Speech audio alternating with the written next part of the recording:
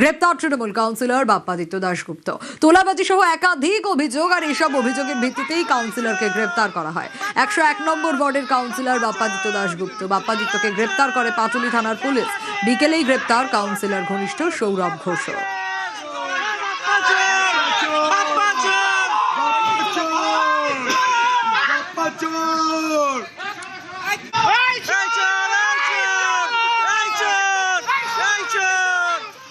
তোলাবাজিটাই ওর পরিচয়, অন্য কিছু পরিচয় না। সকালবেলা উঠে বাইকে করে অঞ্চল রাউন্ড দিত সুমিত নাথ। এরা বাইকে রাউন্ড দেয়, রাউন্ড দিয়ে কারবারির সামনে বালি এগুলো দেখে, তারপরে তাদের ডাকায়। গরিব মানুষ, কেউ বাজারে তকরি মানুষ, তাদের থেকে তুলে এনে পয়সা মাসকা বাড়ি। নটোরিয়াস ক্রিমিনাল আছে, ক্রিমিনাল বসে গুড্ডু জিৎ, এরা আর্মস নিয়ে অঞ্চলের মানুষদের চমকাতো। প্রমোটার থেকে শুরু বাপ্পাইত্য পুষ্ট, কোনো মানুষ কথা বলতে পারতো না বাপ্পার উপরে। মানে শেষ নেই, ঘুড়ি মানে কয়েকশো কোটি টাকা তোলাবাজি করে, কয়েকশো কোটি। বাপ্পাদিত্য তার একটা হারমাদের টিম বানানো ছিল, তাদেরকে নিয়ে বিভিন্ন লোকেদের কাছ থেকে টাকা তোলা, জমি দখল করা, প্রমোটারদের কাছ থেকে বেআইনি বিল্ডিং বানানোর অনুমোদন দিয়ে তাদের কাছ থেকে পয়সা নেওয়া, ভয় দেখানো লোককে, এই ধরনের বিভিন্ন ধরনের অভিযোগ। বাপ্পাদিত্য দাশগুপ্ত আমাদের কাউন্সিলর পৌরপিতা 101, যার প্ররোচনাতে এই বাড়ির ভাঙা, সন্ত্রাস, রেপ, খুনোখুনি হয়, সবার নাম দেয়নি। এবং বাপ্পাদিত্য দাশগুপ্ত আমার কাছ থেকে, আমার ওইখানে চেম্বারে আমি প্র্যাকটিসটাতে বসে করতে পারি, তার জন্য 20 লক্ষ টাকা চেয়েছিল। 20 লক্ষ টাকা দিনের পর দিনে যখন আমাকে ভয়ভীত করা হয়, ওনাকে আমি 2 লক্ষ টাকা দিই এবং পোস্টপল ভায়োলেন্সের শিকার সেই জায়গা থেকে আমি অ্যাডভোকেট বলে মামলা করতে পেরেছিলাম। আর এলাকাবাসী রীতিমতো ফুঁসছে। এতদিন পর্যন্ত তারা চুপ ছিল, কারণ তৃণমূল সরকার ক্ষমতায় ছিল, পালা বদল হয়েছে। আর এসব অভিযোগের ভিত্তিতে যখন গ্রেপ্তার বাপ্পাদিত্য, এলাকাবাসী রীতিমতো সরব।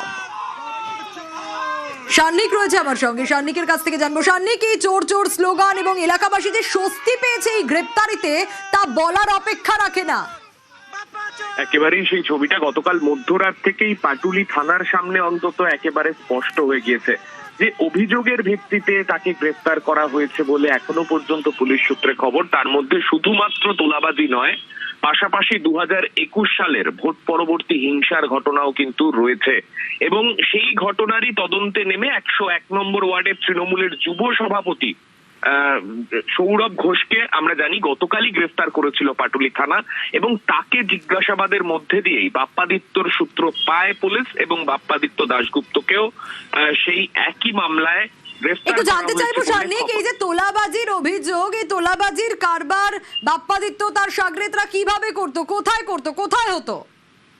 দেখো, শুধুমাত্র এই পাটুলি নজর রাখা যায়, প্রচুর বাজার রয়েছে, দোকানপাট রয়েছে, যেগুলোর একাংশ থেকে, যেগুলো 101 নম্বর ওয়ার্ডের আওতায় পড়ে, সেই অঞ্চল থেকে এক নাগাড়ে তোলাবাজি দীর্ঘদিন ধরে চালিয়ে যাচ্ছিল বাপ্পাদিত্য দাশগুপ্ত।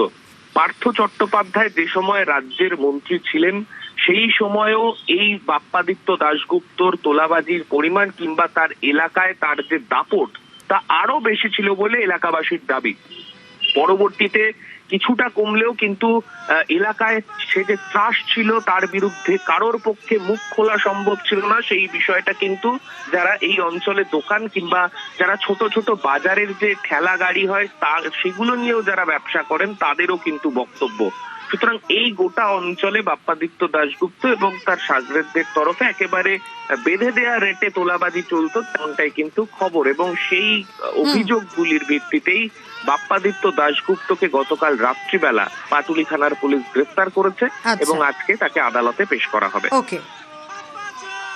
2021 সালে সৌরভ ঘোষ যেভাবে আক্রমণ করেছিল, আমার যে বুথ সভাপতি ছিল তাকে তুলে দেওয়া হয়েছিল ভোটের দিনে।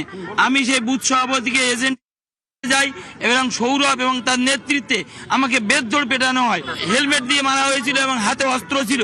সৌরভ বাপ্পার ঘনিষ্ঠ, বাপ্পার ডানা। আমার তো 2 লাখ টাকা নিয়েছে, সৌরভ নিয়েছে শহীদকে দিয়ে, আশুকে দিয়ে। দোকান খুলতে দেবে না খোলার জন্য। লঙ্কার গুঁড়ো ছিটিয়ে আমাদের বিজেপি কর্মীদেরকে যেভাবে অত্যাচার করেছে, 100-র উপর কর্মীকে বাড়িঘর ভেঙেছে, তাদেরকে অফিসে ডেকেছে, তাদেরকে মুছে লেখা দিতে হয়েছে, চুর করে 1 লাখ টাকা পর্যন্ত তাকে জরিমানা দিতে হয়েছে। বাপ্পাদিত্য দাশগুপ্তের কাছে গেছে এই টাকা। সেই দোকানগুলোতে আমি যখন কিনতে যাই আমাকে বলা হয় 5 লক্ষ টাকা দিতে হবে, বলছে না অনলাইন পে করলে হবে না, আমাকে ক্যাশ টাকা দিতে হবে। কে বলেছে? বাপ্পাদিত্য। ক্যানিং ভাঙরে গড়ে তুলেছিলেন সাম্রাজ্য। সরকারি জমি চুরি করে ছেলের ক্যাফে, ভাইয়ের ক্যাফে, খোলা বাজারে বিক্রিও। এবার শওকতের খেলা শেষ। এনআইএর জলে ক্যানিং এর ত্রাস, সাম্রাজ্য থেকে সোজা হাজতে। এবার জালে শওকত মোল্লা, একেবারে মাছ চোর কোটান কোট, সেই মাছ চোর এবার জালে। শওকত মোল্লার 14 দিনের এনআইএ হেফাজত। শওকত মোল্লার গতকাল রাতে জালে ধরা পড়লেন শওকত মোল্লা। পুলিশ গ্রেফতার করলো, এনআইএ গ্রেফতার করলো শওকত মোল্লাকে একেবারে কামালগাজী থেকে। আর আজকে যেখানে যেখানে গেছেন সেখানেই বিক্ষোভ। তারপরে আদালতে এনআইএ বিশেষ আদালত তাকে 14 দিনের এনআইএ হেফাজত দিল। সরাসরি চলে যাব প্রতিনিধি অনুপের কাছে। অনুপ, এই যে এনআইএ হেফাজত দিতে গিয়ে বিচারক কি বললেন? দেখো, আজকে 14 দিনের এনআইএ হেফাজত শওকত মোল্লাকে দেওয়া হয়েছে, তার কারণ এনআইএর পক্ষ থেকে 14 দিনের কিন্তু আবেদন করা হয়েছিল। আজকে শওকত মোল্লাকে যদি আদালতে পেশ করা হয়, সেক্ষেত্রে যেই বিস্ফোরণের ঘটনা, সেই বিস্ফোরণের ঘটনা সম্পর্কে তার যে যোগ, সেই যোগের কথা কিন্তু তুলে ধরা হয়। এবং অন্যদিকে তার যে আইনজীবী, তাদের পক্ষ থেকে তার জামিনের আবেদন করা হয়েছিল। তার কারণ যে ঘটনা ঘটেছিল তার থেকে 40 কিলোমিটার দূরে তিনি ছিলেন, এমনটা উল্লেখ করেছিলেন। কোনো সরকারি আইনজীবী অর্থাৎ এনআইএ যিনি আইনজীবী, তার পক্ষে দাবি করা হয়েছিল এই গোটা যে ঘটনা ঘটেছিল সেই ঘটনাতে তার কিন্তু যোগ ছিল। পরবর্তী ক্ষেত্রে এনআইএর পক্ষ থেকে স্পষ্ট করা হয়েছিল যে এই বিস্ফোরণের যে ঘটনা, সেই গোটা ঘটনার যোগসাজীর যেমন মূল মাস্টারমাইন্ড ছিলেন শওকত মোল্লা। এর আগে যে কজন ব্যক্তিকে জিজ্ঞাসাবাদ করা হয়েছিল, সেই জিজ্ঞাসাবাদে যে তথ্য উঠে এসেছিল, প্রত্যেকের থেকে শওকত মোল্লা যোগ উঠে এসেছিল।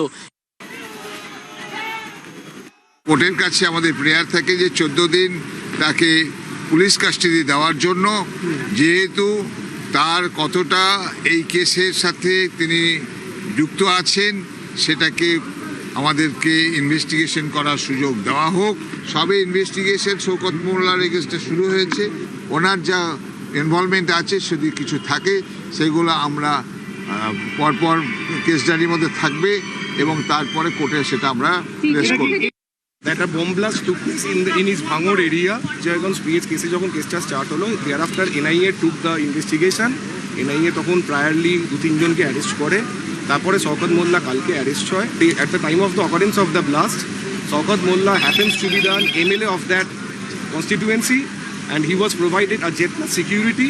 আমরা চিফ জাজের কাছে আবেদন জানিয়েছি যে এই J+ সিকিউরিটি পক্ষে ওনার পক্ষে এই বোম ব্লাস্ট করানো বা বোম ব্লাস্টের মধ্যে ইনভলভ থাকা, এটা একটু ওনাকে বলেছি, আমরা আবেদন জানিয়েছি এটাকে কনসিডার করে দেখতে।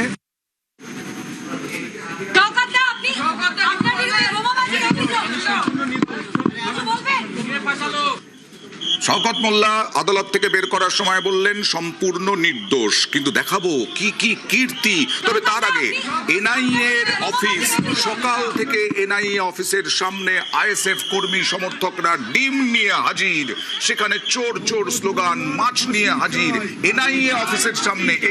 এটা আদালতের ছবি দেখছেন, ব্যাংশাল কোর্টের ছবি দেখছেন, এটা এনআইএ অফিসের সামনে। ক্যানিং এর ত্রাস, বিশেষ করে ক্যানিং পূর্বের ত্রাস শওকত মোল্লা। এই শওকত মোল্লা কি না করেছেন? নদী চুরি, ভেড়ি চুরি, নদী চুরি করে ক্যাফে, ছেলেকে ক্যাফে তৈরি করে দিয়েছেন। জমি চুরির ভুরি ভুরি অভিযোগ তার বিরুদ্ধে, জমি দখল করার ভুরি ভুরি অভিযোগ। যেন শেখ শাহজাহান সন্দেশখালীর এই ক্যানিং পূর্বের শওকত। শুধু মাছ, ভেড়ি, নদী চুরি নয়, খেলার মাঠও চুরির অভিযোগ শওকতের বিরুদ্ধে। শওকত মোল্লা 2011 সালে ক্ষমতা আসার পরে সন্ত্রাসবাদী হারমাদদের নিয়ে সব কিছু ভেঙে চুরে ছারকার করে দেয়, দিয়ে ওরা নিজেরা জায়গাগুলো দখল করে নিয়ে ওরা নিজেরা, ওর হারমাদ বাহিনী, ওর সঙ্গভঙ্গ ওরা সবাই করে খায়। লাস্টে কি করলো, এই জায়গাগুলো সব বেআইনিভাবে সব বিক্রি করে দিল। তখনই ছিল শওকত মোল্লা, তখন সিপিএম এর আমলে। সেখান থেকে এই নৃত্য এই পর্যন্ত ওদিকে 5 বছর, এদিকে 15 বছর, 20 বছর চলেই গেছে। এই মাঠটা এরকম ভাবে রেখে দিয়েছে, যে যার মতন এসে ইনকামের ধান্দা।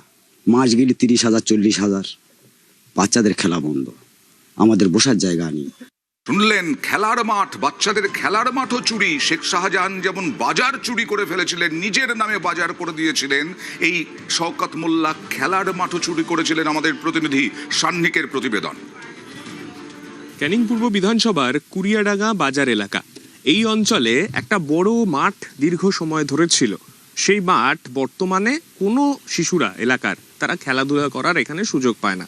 কারণ কি? কারণ যদি মাটির দিকে তাকানো যায়, গোটা মাটিতে এরকম বালি, অথবা একটু দূরে তাকালে সেখানে বিভিন্ন রকমের ইমারতি সামগ্রী এই মাঠের মধ্যে মজুত করা রয়েছে। সেটা শুধুমাত্র কোনো অল্প সময়ের জন্য নয়, দীর্ঘ সময় ধরে, প্রায় শেষ 20 বছর ধরে এই মাঠ এইভাবে ইমারতি সামগ্রী ফেলে দখল করা রয়েছে। যেটা স্থানীয়দের অভিযোগ, এখানকার তৎকালীন বিধায়ক শওকত মোল্লা, একটা সময় সিপিএম এর জমানা, তারপরে তৃণমূলের জমানা, শওকতের দাপটে এই জায়গায় মাঠে ইমারতি সামগ্রী ফেলার জন্য আলাদাভাবে টাকা পেত শওকত। সেই কারণে বাচ্চাদের খেলাধুলা সম্পূর্ণভাবে বন্ধ করে এই মাঠ দখল করে রাখা হয়েছিল শওকত মোল্লা এবং তার অনুগামীদের তরফে। আর সেই অভিযোগই বর্তমানে স্থানীয়রা সামনে আনছেন শওকত মোল্লার গ্রেফতারির পরে। শওকতের গ্রেফতারের পর এলাকার হাল ফিরবে বলে মনে করছেন তারা। ক্যামেরায় রাজীব কুমার সিং এর সঙ্গে সান্নিক ঘোষ, নিউজ 18 বাংলা, দক্ষিণ 24 পরগনা। ক্যানিং পূর্ব যেন শওকত মোল্লার পারিবারিক সাম্রাজ্য। কম যান না তার স্ত্রীও। গরিবদের পাট্টা জমি দিয়েছিল বামেরা, সেই জমি দখল করে 4 লক্ষে বিক্রি করা হয়েছে, 4 লক্ষ টাকা করে। এটা বামফ্রন্টের আমলে এই ঘেরিগুলো বাঁধা হয়েছিল। বাঁধা হওয়ার পরে সাধারণ মানুষের প্লট বিল্ডিং করে দেওয়া হয়েছিল, 1 বিঘে 2 বিঘে যে যারা ব্যক্তি সেইভাবে বামফ্রন্টের আমলে দেওয়া হয়েছিল। তারপরে বানু, শওকত মোল্লার স্ত্রী, উনি এসে জবরদস্তিভাবে এই ঘেরগুলো, টোটাল গরিব মানুষের ঘেরগুলো নিচে দখল নিল, যে আমি লিজে করে খাবো, তোমাদেরকে লিজ দেবো। সেইভাবে জায়গাটা নিয়ে দখল করে কোনো মানুষের আজ পর্যন্ত লিজ দেয়নি। প্লাস সেই সব গরিব মানুষের জায়গা প্লট 2 বিঘে 3 বিঘে 1 বিঘে 4 লাখ টাকা হিসেবে বিঘে প্রতি বিক্রি করে উঠে গেছে। আমরা 2 বছর আগে কিনেছি একটা, 2-3 বছর আগে একটা কিনেছি, ওই 4 লাখ টাকা বিঘে কিনতে হয়েছে। ওটা বানুকে দিতে হয়েছে। শওকতের বউ বললো তো, বলে আমরা কিনে নিয়েছি সব জনগণের কাছ থেকে, না কাগজপত্র দেয়নি, বললে দেবো, কাগজপত্র করে দেওয়া হবে। কাগজ দেবে বলেছিল। এবারে কাগজ আমরা বানুর কাছে যাই, ওর কাছে গিয়ে বলছি যে এখন দেরি হবে, তোমাদের তো জায়গা কেউ নিয়ে নিচ্ছে না, টাকা তো আমি নিয়েছি, তুমি জায়গার উপর ঘর বাঁধো। সেভাবে আমরা ঘর বেঁধে বাস করি। 4 লাখ টাকা করে বিঘে নিয়েছিল। ওসব জানলে আমরা এইসব জায়গা কিনতাম?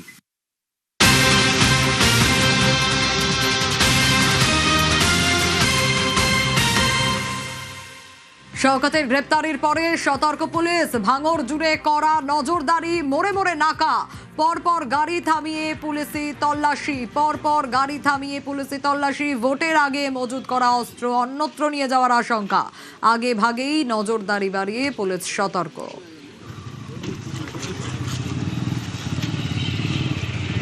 তৃণমূলীরা ভাঙড় থেকে বোম আর বন্দুক সরানোর চেষ্টা করছে। শওকত মোল্লা, রাঘব বল গ্রেপ্তার হলো। যে কটা চুনোপুটিরা আসে তারা ভয় পাচ্ছে যে আমরা এত পাহাড় সমান বোম রেখেছি, কোথায় পাঠাবো। ভাঙড় থেকে ওরা সরানোর চেষ্টা করছে, বস্তায় করে খালি ফেল দেওয়ার চেষ্টা করছে। এখানে পুলিশ প্রশাসনদের বলবো একটু তদন্ত করে উদ্ধার করতে। বিধানসভা ভোটের আগে থেকেই আইএসএফ এবং বিরোধী পার্টির পক্ষ থেকে দাবি করা হচ্ছিল কি রাতের অন্ধকারে তৃণমূল নেতৃত্ব এলাকায় এলাকায় বোম বন্দুক মজুত করছে। আর যখনই শওকত মোল্লা গ্রেপ্তার হয়েছে, সেই নিয়ে তৎপর হয়েছে পুলিশ প্রশাসন।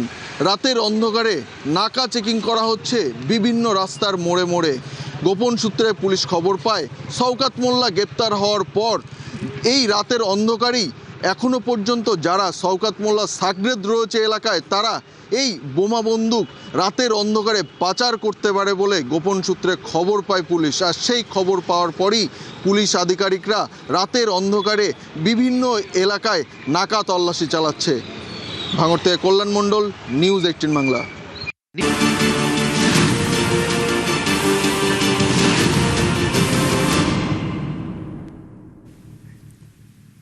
2019 সালে সিএর বিরোধিতায় অশান্তি, মালদা মুর্শিদাবাদে একের পর এক ট্রেন বাসে আগুন, প্রতিবাদের নামে তাণ্ডব।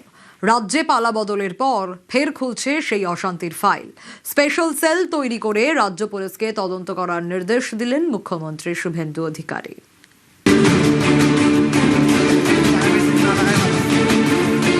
2019 সালের ডিসেম্বর নাগরিকত্ব সংশোধনী আইনের প্রতিবাদে নজিরবিহীন অশান্তি, প্রতিবাদের নামে তাণ্ডব। আগুন জ্বলে বাংলা সীমান্তবর্তী 2 জেলা মালদা এবং মুর্শিদাবাদে। আগুন ধরিয়ে দেওয়া হয় একের পর এক ট্রেনে। তাণ্ডবের আগুনে পুড়ে যায় একাধিক রেল স্টেশনও।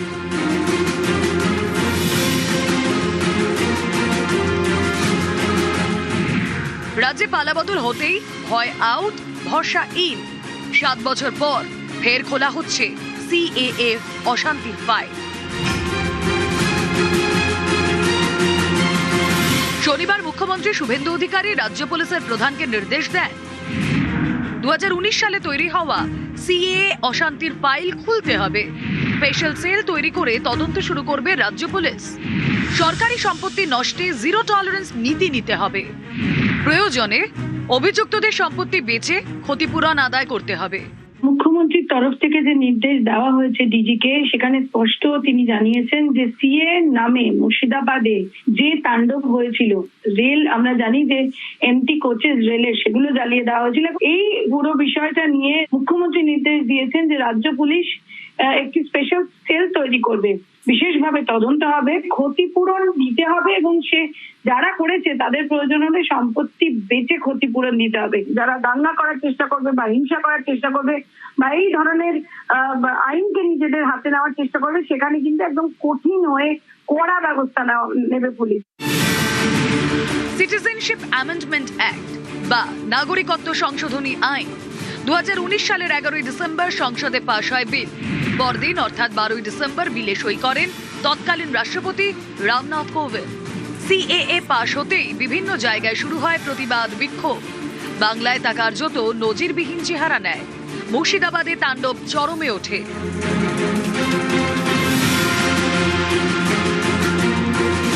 একের পর এক রেল স্টেশনে চলে ভাঙচুর। আগুন লাগিয়ে দেওয়া হয় স্টেশন টিকিট কাউন্টারে। একাধিক ট্রেনেও আগুন ধরিয়ে দেয় আন্দোলনকারীরা। জাতীয় সড়কেও চলে তাণ্ডব। পুড়িয়ে দেওয়া হয় একের পর এক বাস।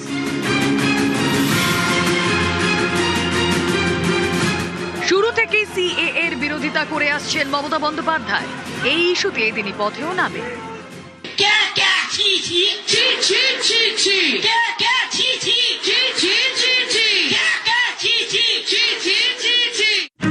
মমতার প্রতিবাদ, রাজ্যে বেনজির অশান্তি। কেন্দ্রীয় গোয়েন্দারা দাবি করেন মুর্শিদাবাদের ঘটনায় বহিরাগত যোগ রয়েছে। অশান্তির সলতে পাকানোর কাজ চলছে সীমান্ত সংলগ্ন এলাকায়। বাংলাদেশ থেকে লোক এনে তাণ্ডব চালানো হয়েছিল। তাদের সাহায্য করেছিল স্থানীয়দের একাংশ। মুর্শিদাবাদের এই ঘটনায় বারবারই অভিযোগের আঙুল উঠেছে তৎকালীন তৃণমূল সরকারের দিকে। অভিযোগ, প্রথমে অশান্তি নিয়ন্ত্রণে আনার চেষ্টা করেনি তার সরকার, ফলে পরিস্থিতি হাতের বাইরে বেরিয়ে যায়। তারপর যখন তদন্ত শুরু হয় তখনও সেই তদন্তে গাফিলতির অভিযোগ ওঠে রাজ্য পুলিশের বিরুদ্ধে। এরপর 7 বছর কেটে গিয়েছে। রাজ্যে ক্ষমতার হাত বদল হয়েছে। ফের ফাইল খুলছে সিএএ অশান্তি।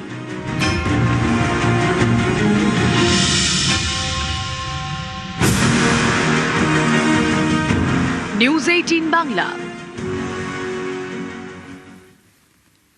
বৃহস্পতিবার মেয়র পদে ইস্তফা দেন কৃষ্ণা চক্রবর্তী। বিধাননগরের মেয়র পদে ইস্তফা দেন তিনি। পুরসভার কাজ তো সচল রাখতে হবে, তাই বসানো হলো প্রশাসক। বিধাননগর পুরসভায় প্রশাসক বসানো হলো প্রশাসক রবি আগরওয়াল। বিধাননগর পুরসভার প্রশাসক হলেন রবি আগরওয়াল। বৃহস্পতিবার মেয়র পদে ইস্তফা কৃষ্ণা চক্রবর্তীর। পুরসভার কাজ সচল রাখতেই প্রশাসক বসানো হলো বিধাননগর পুরসভায়। বিধাননগর পুরসভার প্রশাসক রবি আগরওয়াল।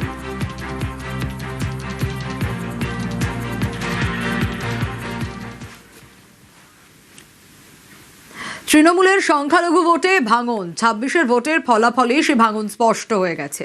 এবার তৃণমূলের সংখ্যালঘু সেলের সেক্রেটারি পদত্যাগ করলেন। দল ছেড়ে বিস্ফোরক পদত্যাগী নেতা।